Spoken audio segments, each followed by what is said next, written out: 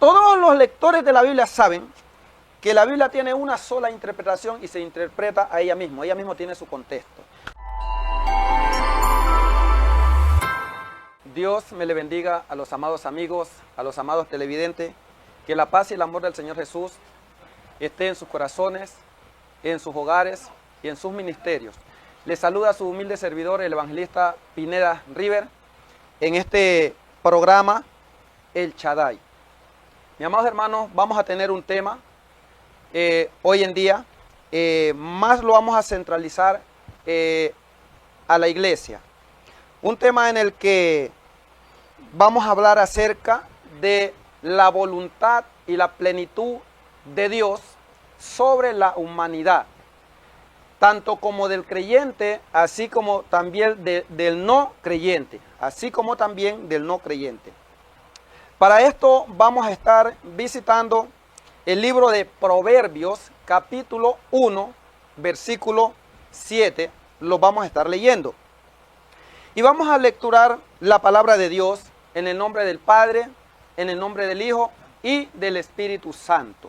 Que el Señor sea añadiendo bendición a esta palabra, a este corto mensaje. Dice, el principio de la sabiduría es el temor de Jehová. Los insensatos menosprecian la sabiduría y la enseñanza. Que el Señor añada bendición a esta palabra. ¿Por qué vamos a hablar acerca de este tema? Acerca del temor de Jehová unido a la voluntad de Dios y a la plenitud de Dios. ¿Por qué este tema? Porque, amados hermanos, por muchas veces no profundizar este tema, como siervos de Dios, procedemos delante del Señor de una manera quizás arrogante, de una manera quizás autoritaria, creyendo que Dios hace lo que nosotros queremos, o que Dios está sometido a nuestra voluntad. Ahora bien, vamos a parar un momento allí y vamos a dar la explicación acerca de la voluntad humana y acerca de la voluntad divina. De la palabra voluntad se la divide en dos partes. Por ejemplo, tenemos la voluntad del hombre, que es la voluntad humana, pero también por otro lado tenemos la voluntad espiritual. En este caso entra la voluntad de Dios.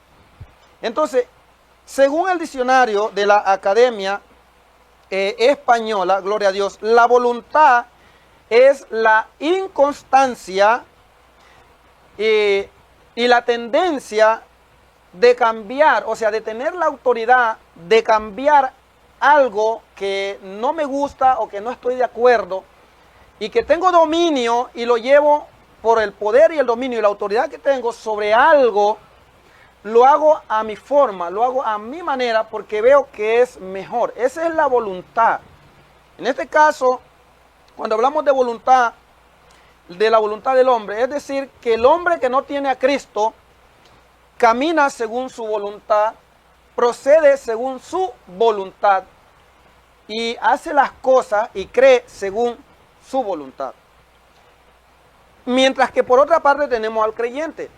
El creyente se dice que se ajusta, se encamina, se acomoda a la voluntad de Dios. Bien, la voluntad de Dios sobre la humanidad es de que todas las personas le entreguen su corazón, hagan lo correcto, hagan lo bueno y hagan todo lo que es correcto. Esa es la voluntad de Dios. Todo lo bueno, lo amable, lo puro, dice la Biblia, que esa es la voluntad de Dios. Mientras que la voluntad del hombre es contraria a la voluntad de Dios. Sin la guía del Señor, sin la guía del Espíritu Santo, un ser humano, si no le ha abierto su corazón al Señor, siempre va a vivir conforme a su propia opinión, según los rudimentos del mundo, su voluntad, o sea, la voluntad humana. Mientras que la voluntad de Dios es distinta. La voluntad de Dios es que perdonemos, amemos, de que ayudemos, de que lo alabemos. Todo lo que es bueno, esa es la voluntad de Dios. Entonces ahí tenemos una abreviatura acerca de lo que es la voluntad divina y la voluntad terrenal. Y entonces, para enfocarlos en el tema, ¿por qué el tema de la voluntad? Voy a enfocarme en el creyente primero, porque somos los que tenemos el conocimiento de la palabra de Dios y somos los llamados a cumplir, a ejecutar la voluntad del Padre. Así como Jesús nos dejó ese modelo de vida de cómo debíamos hacer la voluntad de su Padre, o sea, la voluntad de Dios. Ahora, a veces como creyentes creemos que porque Dios nos usa y tenemos un conocimiento elocuente acerca de la palabra de Dios, y porque Dios muchas veces nos complace varios caprichitos, entonces creemos que Dios hace lo que nosotros le pedimos. Y ojo con esto, porque nosotros debemos saber que Dios no hace lo que nosotros le pedimos, de ninguna manera, de ninguna forma. No debemos confundir los textos bíblicos fuera de contexto. Ustedes recuerden que un texto bíblico sacado fuera de contexto crea cualquier pretexto. Entonces, si el Salmo 37 me dice, deleítate en Jehová y Él te concederá todas las peticiones de tu corazón. Ojo con esto, no está diciendo de ninguna forma y de ninguna manera que es todo lo que se me antoje, sino está alineado a la palabra de Dios según su voluntad, porque la palabra de Dios, la Biblia, es la voluntad de Dios. Entonces tenemos que agarrar bien los contextos bíblicos. La palabra de Dios tiene una sola interpretación, pero aplicaciones tiene muchas.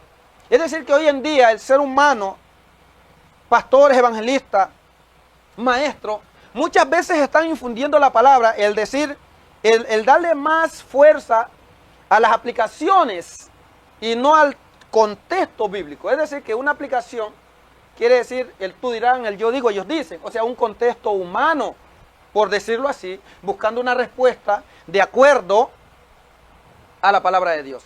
Pero todos los lectores de la Biblia saben que la Biblia tiene una sola interpretación y se interpreta a ella misma tiene su contexto.